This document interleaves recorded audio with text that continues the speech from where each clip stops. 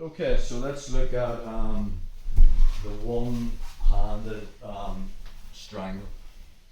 Again, we would need to be using that rotation principle that we looked at on the mechanics and facing on finishing the choke. So we're playing the whole game from our position. Again, more than likely, as I start to work the choke, Dean's going to be hand fighting from here. Again, I'll be looking for straight top grips.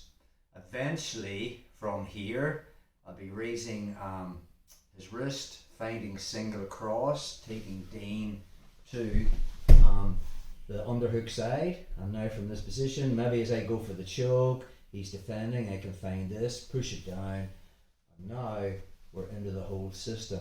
Sometimes from here, when I start to your chin, bro, when I start to work the system, when we come around, and I find this jugular and cover it with my chin, sometimes I can find it difficult to pull this arm back. I want to make the rear naked, but Dean's going to clamp his elbow to his body.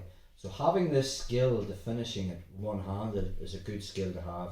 So from here, I'm making sure my hand is on this jugular. I cover that with my chin, and now I'm pinning Dean's wrist to his body, pinching with my knee. And now from there, I'm gluing my right elbow to his right shoulder, and now I'm starting to pull back this way. Now, even if I completely mess up and I've lost, and Dean gets this arm, his arm free, he's going to get the crook of his arm inside my choking arm. Your right arm's going to make a grip. Yeah, perfect. And now he creates space. He's pulled down. Notice by the space there. The same choke still works. Even if I completely mess up and I lose this, and now he's two hands and pulling down, bro. Okay, watch. From that position, I cover my thumb. Same choke works. So again, one more time on that. Danaher talks about how you've still 90% of the connection on a single arm, on a single arm strangle.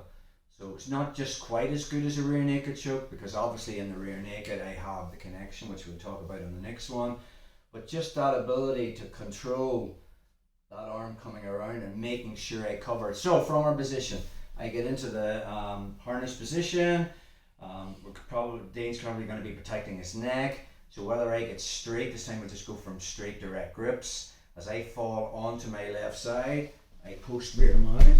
Again, from that position, I can push this one down, tie it up, start to work the choke, and I get underneath Dane's chin. Maybe from this position, I can't get my arm out, he's clamping.